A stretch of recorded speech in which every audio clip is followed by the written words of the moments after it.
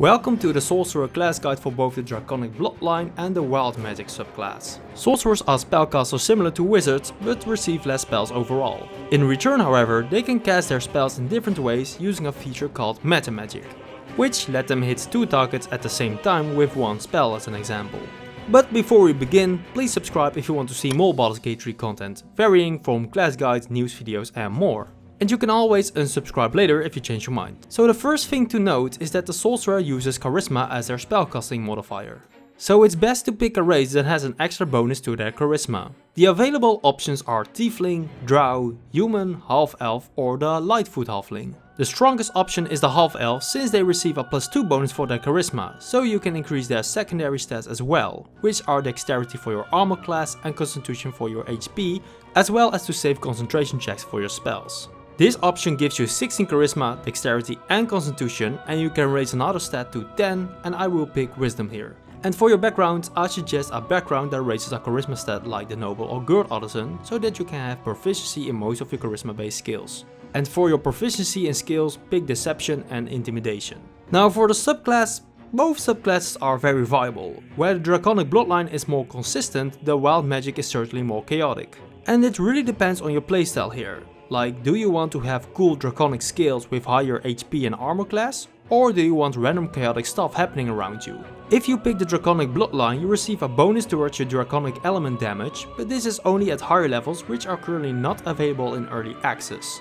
So if you want to know what to pick once the full game comes out, I recommend picking the red or brass dragon option, since the best damaging spells in the game are fire based like Fireball. For early access however, it doesn't really matter, but I like the white dragon option since it gives you Armor of Agathis, a spell which are normally for warlocks only.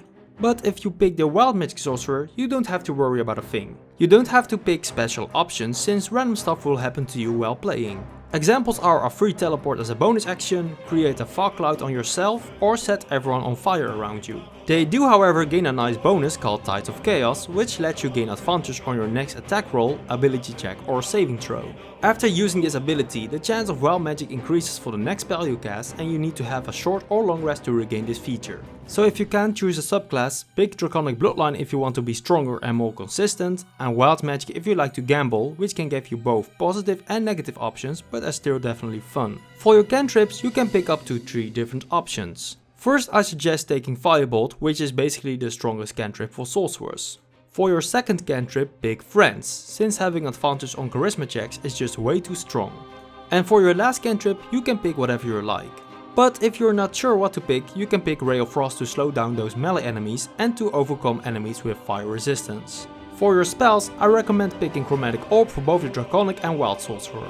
For your second spell, I recommend picking Mage Armor if you are a Wild Magic Sorcerer for extra AC. The reason why you don't need this as a Draconic Sorcerer is that you already gain this ability as a passive, as you gain additional AC and health at level 1. So the second spell for Draconic Sorcerers, you can either pick Thunderwave to yeet enemies off of cliffs, or pick Magic Missile if you want a spell that is guaranteed to hit. And I will tell you later why Chromatic Orb is so strong. When you become level 2, you gain a new feature called Metamagic, which lets you cast spells in different and more powerful ways using your sorcery points. You can choose between a list of different options and even more when you level up. But for level 2, I recommend picking Distance Spell and Twin Spell. Distance Spell lets you cast spells with 50% increased range, and Twin Spells lets you use a single target spell against 2 enemies at once, which is very powerful. So let's say you use the powerful Chromatic Orb spell, which targets only 1 creature. You can now use your Twin Spell to cast it at 2 different targets at the same time. Now Chromatic Orb has different effects, but I mostly suggest using the Thunder property for 3d8 damage instead of 2d8 in creating a surface. So if you twin cast this spell using the Thunder property, this gives you 6d8 damage for a level 1 spell and only using 1 sorcery point. And that is incredibly strong. And a good example for the distance spell is a spell called Misty Step, a spell you receive later in this build, which lets you teleport even further away. And using Distance Spell for Chromatic Orb is also a great option if you can't reach your target and you need to finish it. Casting spells in these ways cost sorcery points depending on your Metamagic option.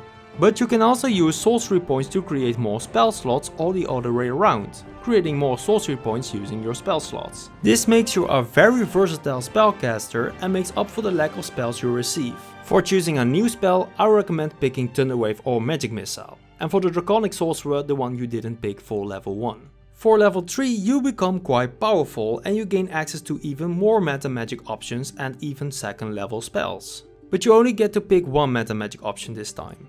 And for this option I recommend picking Quicken Spell here. This lets you use a spell that costs an action cast a bonus action instead.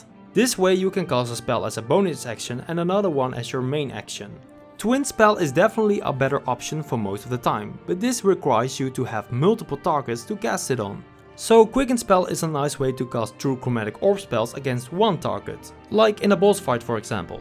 For picking your new spell I recommend picking Shatter, as it is a great damage spell that hits multiple targets in an area. It deals 3d8 thunder damage to everyone within range, or half if they save their saving throw. This means it always deals damage, so it's a really good choice. For your replacement spell, I recommend switching your Thunderwave or Magic Missile option for Misty Step. This spell is very strong as you teleport away up to 60 feet only using a bonus action. So you can teleport out of danger or towards the high ground and cast spells there with a bonus to your hit modifier, since the high ground rule now gives a +2 bonus to your hits. And as I said before, Misty Step also works perfectly with the distance spell Metamagic option, which now lets you teleport away up to 90 feet instead of 60. For level 4 you gain both a new cantrip and a new spell. For your cantrip I suggest picking Acid Splash if you want another damaging cantrip, which lets you damage 2 enemies nearby each other. You can also pick Light, Dancing Light or Mage Hand. It doesn't really matter here since you already got your best cantrips at level 1. So pick whatever you like the most, and if you can't choose yourself just pick Acid Splash.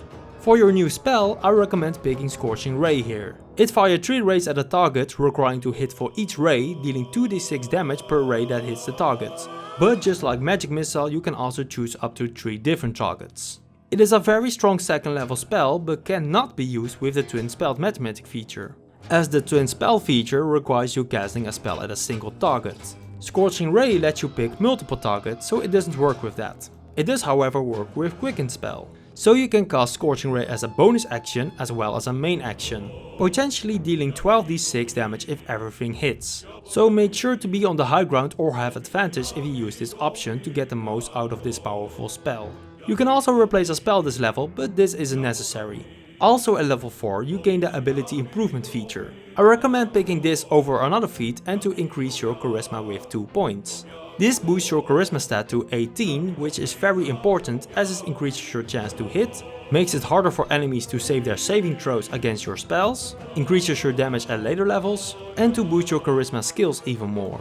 There are different ways to gain bonuses and more spells in the game through magic items and objects, but I don't want them to be necessary in my build guide.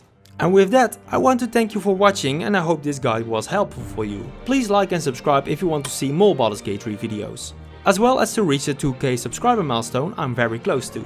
So thanks again for watching, have fun with the Sorcerer and I will see you next time.